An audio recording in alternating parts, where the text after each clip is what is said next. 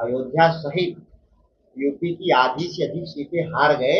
प्रधानमंत्री जी लाज बची है उनकी बस। सुधाकर सिंह ने जीत हासिल करने के बाद आज प्रेस वार्ता जारी करते हुए पत्रकारों से मुखातिब होते हुए कहा कि किसानों की समस्या साथ ही मलई ब्राज की समस्या उनके काम का पहला काम होगा और उस समस्या का निपटारा वो सबसे पहले करेंगे।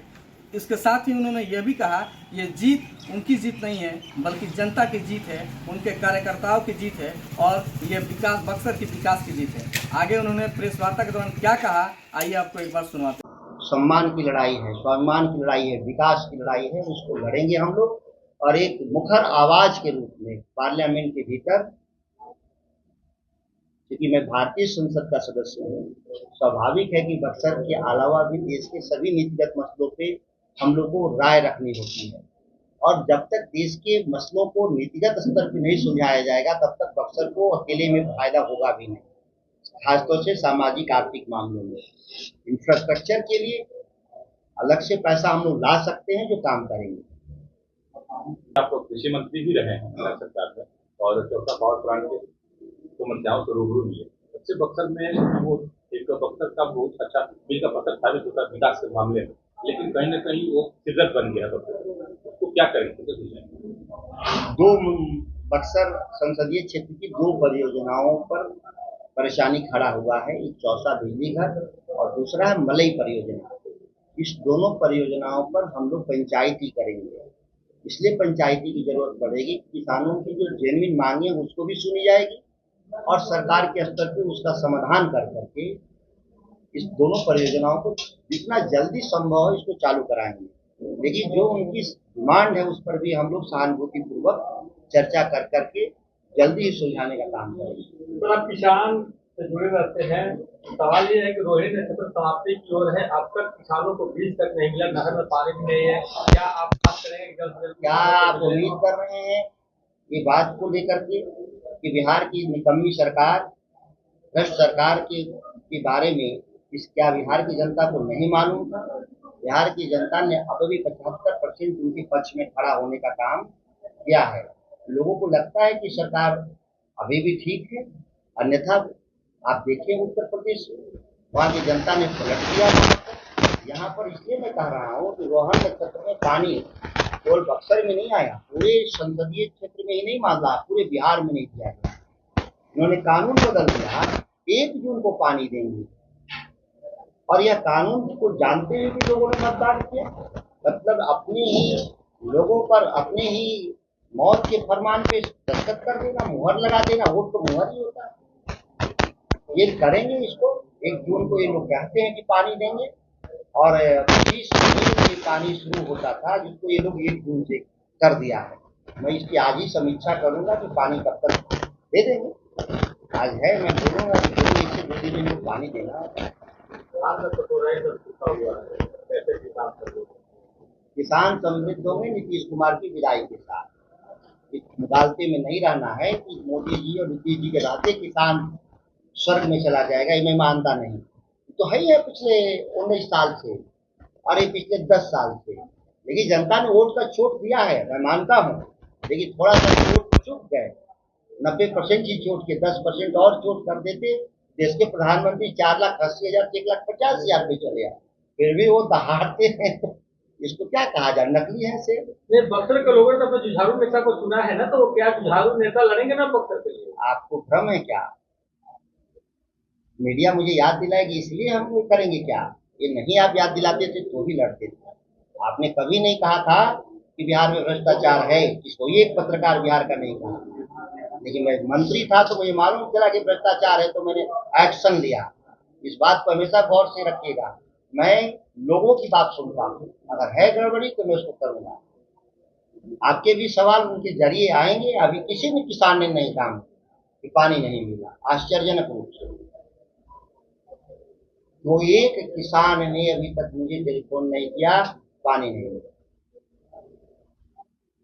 माना जाता है कि जनप्रतिनिधि जनता की बात सुने, तो जनता ने अभी सवाल नहीं किया मेरे से, ये आश्चर्यजनक है। लगता है कि लोगों का मन में हो गया है कि धीरे धीरे ही खेती करना, हालांकि इससे खेती बिगड़ती है। हम लोग एक परंपरा मेरे पिताजी ने शुरू किया था, 25 मई को रोहन नक्षत्र में पानी दिलवाते थे। परंपरा 19 साल से नहीं है। जिसके राज में 19 साल से बर्बाद है, फिर भी वो जीत रहे हैं। तो किसानी का सवाल लड़ रहे हैं, तो ये किसान अभी सजग नहीं हुआ है। सजग होता तो ये लोग चले गए थे, विदाई हो गया होता। यूपी खास करके बड़ा बदलाव के संकेत है, जिस तरह से अयोध्या में भाजपा साफ हुई, क्या कहेंगे? निश्चित तौर पर हमने कहा कि अगर भगवान राम हैं, अगर भगवान राम, मुझे विश्वास है कि हैं, लेकिन वो बदला लेंगे और उन्होंने बदला लिया। ये मैं उसी दिन कहा था जब लोगों ने कहा, इस देश के लोगों ने, कि हम भगवान राम को लाए। जो राम सबको लाए, उन्हीं को लाने का दम भरने वाले देश के प्रधानमंत्री मुख्यमंत्री, दंड मिलना चाहिए था और भगवान राम ने दंड दिया। अयोध्या सहित यूपी की आधी से अधिक सीटें हार गए। प्रधानमंत्री जी लाज बची है उनकी बस। सुधाकर जी, विपक्ष ने भी प्रेस कॉन्फ्रेंस किया है और यहाँ के प्रत्याशी जो हारे हैं भारतीय जनता पार्टी के, उन्होंने एक सवाल दागा कि अब राजग जो यहाँ जीत कराया है, कई वादे किया है बक्सर को लेकर, वो कैसे पूरा करेगा, ये जानना बाकी। इसलिए वो धमका रहे हैं कि उनको लगता है कि देश के प्रधानमंत्री उनकी पार्टी के हैं। उनको इसलिए लगता होगा विपक्ष को कि उनके राज्य के मुख्यमंत्री नीतीश कुमार हैं, दोनों मिलकर बक्सर का काम नहीं करने देंगे। जिस भरोसे से वो कर रहे हैं, उस मुगालते में नहीं रहे। सत्ता में रहते ही अपने इलाके में गोपालगंज में 1 इंच नहीं काम कर पाए, तो ये रहे मुगालते में। मैं काम करके दिखाऊंगा। क्या प्लान है बक्सर के लिए? बक्सर के लिए प्लान, मैं भारतीय संसद का सदस्य हूँ। जो काम होगा वो देश के लिए भी उसी में होगा। शायद सभी कानूनों को बदलने की हम लोग बात की है जो किसानों के खिलाफ रहे। वो भूमि अधिग्रहण का मसला हो, मिनिमम सपोर्ट प्राइस का मसला हो, मंडी कानून का मसला हो, नई शिक्षा नीति का मसला हो, जिसके जरिए सारी सरकार अपना रोल बैक कर ली, पैसे नहीं देना चाहती हायर एजुकेशन में। ये बड़े मसले हैं जो कानून के जरिए सुलझेंगे। और अलग से जो काम है, जैसे मेडिकल कॉलेज का मसला है या हमारे नहरों की सफाई का मसला है, ये सभी चीज़ों को हम लोग अपने व्यक्ति बात किए हैं जो किसानों के खिलाफ रहे।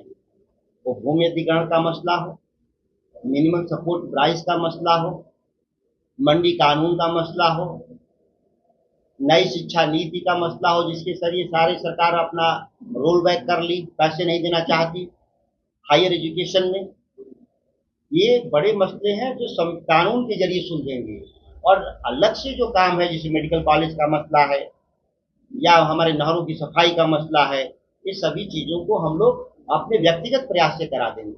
सड़कों का निर्माण का सवाल है, उसको करा देंगे हम लोग। बिजली की समस्या हम लोग समाप्त कर देंगे। कुछ मामले नीतिगत हैं जो पार्लियामेंट के कानून के जरिए सुलझेंगे। जो हमारा बहुमत नहीं है उस पर हम मुखर रूप से हम बात रखेंगे। और कुछ मसले जो नीचे के स्तर पे लापरवाही से रुके हुए हैं, उस लापरवाही को दूर करके नीचे के मसले को सुलझा देंगे। जैसे खास तौर से जो चौसा का मसला है, जो कानून है उस दायरे में मदद करा देंगे। एक कानून तो नहीं बदल देंगे, कानून तो बदलने का पावर प्रधानमंत्री को है।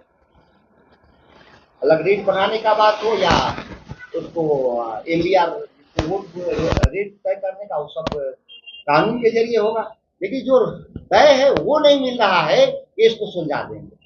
चुनाव प्रचार प्रसार के दौरान आपके सोशल मीडिया पर वीडियो चल रहे थे बक्सर टूरिज्म को लेकर, वो प्लान सोशल मीडिया पर चलेंगे, धरातल पर आएंगे। गोकुल जलाशय का एक मसला था और दूसरा था इस शहर में जो धार्मिक हमारे जो कार्यक्रम है उसको किस तरह से व्यवस्थित किया जाए, वो दोनों मसले ठीक करेंगे। चुनाव के दौरान जो सुधाकर को तनख्वाह करते थे उनको क्या कहिएगा? अच्छा, मैंने नहीं सुना, नहीं कोई कहा होगा, हमको जानकारी। सुधाकर जी, जिस प्रकार से भारत में राजनीतिक परिस्थितियां बन रही हैं, बिगड़ रही हैं, आप लोगों का क्या अनुमान है, किस प्रकार से देखते हैं? जनता जो दी है जो मैंडेट, उसको हम स्वीकार करते हैं। पहले तो देश के प्रधानमंत्री को इस्तीफा दे देना चाहिए।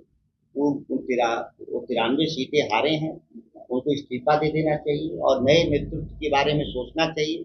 अपनी पार्टी में उनको नए नेतृत्व के बारे में सोचना, जिसके नेतृत्व में भारतीय जनता पार्टी हार गई हो, बहुमत से दूर हो, उसके प्रधानमंत्री को पहले इस्तीफा दे करके नए नेतृत्व को सौंप देना चाहिए पार्टी। नहीं तो माना जाएगा कि आप सत्ता लोभी आदमी हैं, और सत्ता लोभी होने के नाते आपने नए नियम हमेशा गढ़ते रहे। और अपने पार्टी के भीतर अपने विरोधियों को निपटाने का काम करते रहे। संकेत सरकार बनाने को लेकर के ये हम तय नहीं कर सकते बक्सर में कि देश में सरकार कैसे बनेगी। जो भी परिस्थितियां बनेंगी दिल्ली में बैठे हुए सभी नेता देख रहे हैं।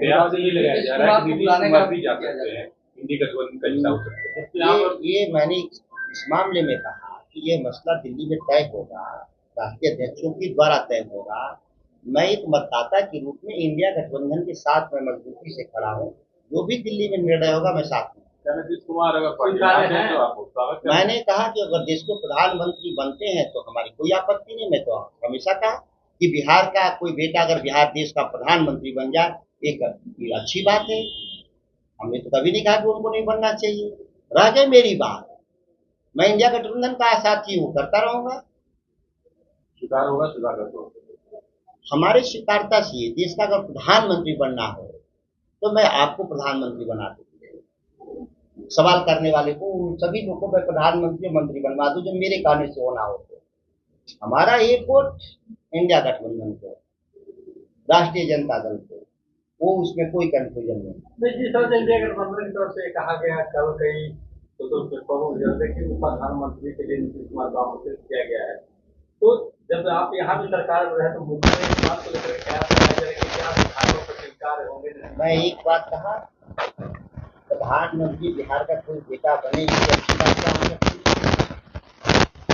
शायद देश के प्रधानमंत्री बनने के बाद बिहार का कुछ भला हो जाए, अलग से होता है।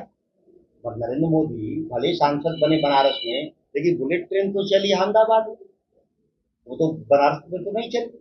तो हमको उम्मीद है कि जो हमारी मिट्टी का आदमी कोई प्रधानमंत्री बनता है तो बिहार को जरूर कुछ देगा, अलग से देगा। अब प्रधानमंत्री के हाथ में है। अब उसके बाद भी कोई कहेगा प्रधानमंत्री बनने के बाद कि हम बिहार को स्पेशल स्टेटस का दर्जा नहीं दे सकते तो दुखद बात होगी। और बिहार की जनता ने वोट दिया है, ऐसा नहीं है कि कोई हवा में उड़ लोग। ठीक है सर, थैंक यू।